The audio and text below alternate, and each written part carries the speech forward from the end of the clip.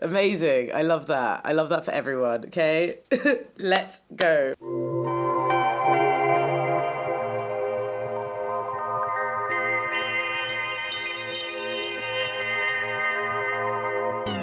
Hi everyone, welcome to another episode of DM Talks. This is the DMC and I'm joined by my beautiful, glorious, creative, abundance friend, Kwame. Say hello to the world.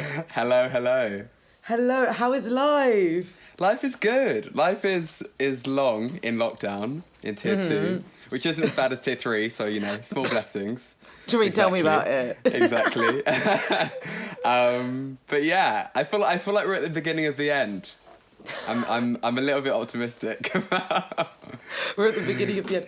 I honestly don't know what is going on in the world. I think for the past, since my podcast has started, I feel like there's just been a small segment about Corona, the pandemic, the scarcity, the longingness from the world and society.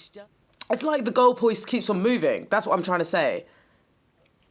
Yeah, but and the goalposts keep on moving because they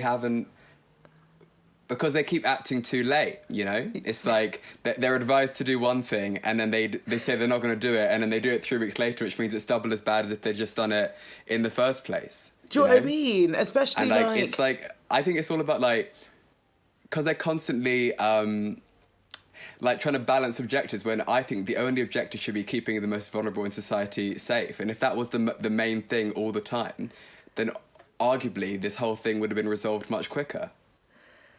I think what you just said was just nail on the head there. It really was. But do you know what? That is a lot of scarcity talk, and even though it is frustrating, we are doing amazing things.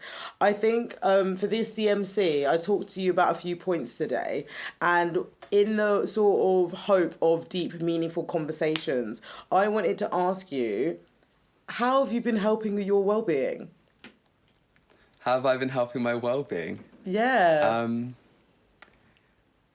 I guess kind of like what you were saying already, just getting out as much as possible. I'm really fortunate that I live in a part of the country and of London where there are loads of parks around. And so just going on to as many walks as possible, because it's really easy, especially if you're doing university or if you're working from home to not leave the house. And the vitamins that you get from outside are really important for your mental health and your physical health. So just really just as much as possible, Damn straight. going on walks, breathing in the fresh air, and just escaping the bubble of waking up and working and going to sleep all in the same room. Yeah, no, how, because you've obviously started higher education, post-grad, well done. Thank you. How is managing that during a pandemic? How is that to you? How have you been coping? I think I've been coping fine, because I think I've kind of already forgotten what it was like before, what it was like before Zoom classes and everything like that. I'm ready, because my degree at the moment is completely online. There isn't any face-to-face interaction. Okay. So I'm really ready to get back in the room. But I think I cope fine because I know that staying at home is keeping people who are more vulnerable than me safe. And I think that's the big picture that I always have to keep focused on. Oh, no, that's good, because it's because you have that in your forefront, you can keep on coming back. That's your reassurance. Exactly. Yeah, exactly. Some people, I'm also lucky I'm living with my family. There are people out there who are just alone. Completely. And that's so different. So I just feel really lucky that I have people around that I can have conversations with, and I can go outside to parks. I feel really privileged. So just try not to complain and try and focus on the future. No, you literally, everything you're saying is just amazing, because it's I want to be where you're at. I want to have that goal or that focus in mind. I think because I've gone back to work recently and I'm with the public quite a lot. I see sort of the frustrations a bit enlarged, because it's these people aren't angry at me. They're angry at the government, but they look at me as someone who's policing them because I'm a member of I'm a worker of the public. Do you know what I mean? So I see a lot of frustrations presented to me or my colleagues when it's not like they're even their own frustrations, it's their projections.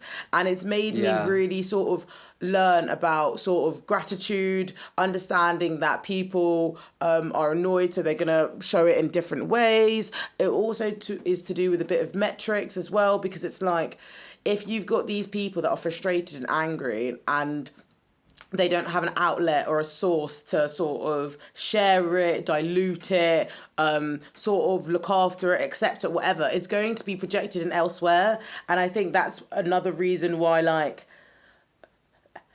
taking note of the bigger picture is so important. Yeah, exactly.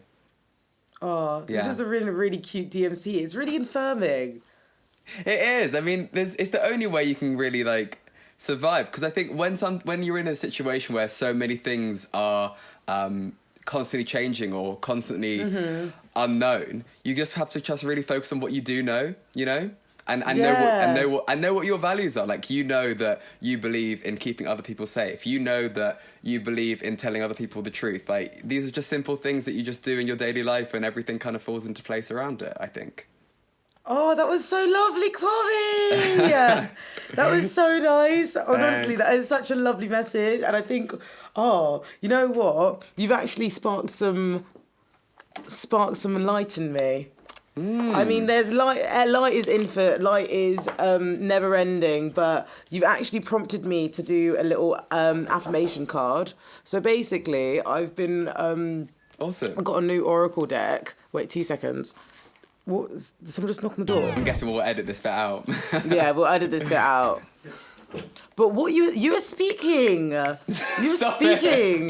No, honestly, because the thing is, it's like I literally like I was in a good mood. I was gonna be in a better mood because I was gonna see you, and like now the way that you're talking, it's just like, this is why I fucking needed to see you. This is why I fucking need to see you. Do you know what I mean? Like, it's just really affirming. Oh, I liked that. Oh, Kwame, cutie.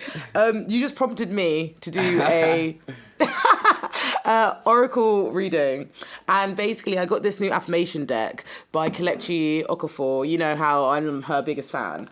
She made a deck called Spiritual Seasoning for the Soul. And from your message, I just wanted to just pull a card to sort of affirm what you were saying. So, yeah, let's have a shuffle. Do you want to tell me when to stop? Okay. Stop. Okay. 22. Ooh, okay. This is so fitting today and for this episode. So it says, 22, forget that the word failure even exists. Do your thing. There you go. And I turned 22 this year. Oh, you're 21. You're just 21. No, I turned. Oh, you just turned 22. I was like, wow, Kwame. I was like, oh, we've had to get into it, aren't we? I'm going to read this message. So the 22, it says, forget the word failure even exists. Do your thing. Only ego is concerned with failure. Your higher self understands that there is no such thing. Everything you perceive is an achievement, or otherwise is still a learning that your soul is undertaking. With that knowledge, manifest greatness and leave that fear of failure behind. I love that. I like that a lot.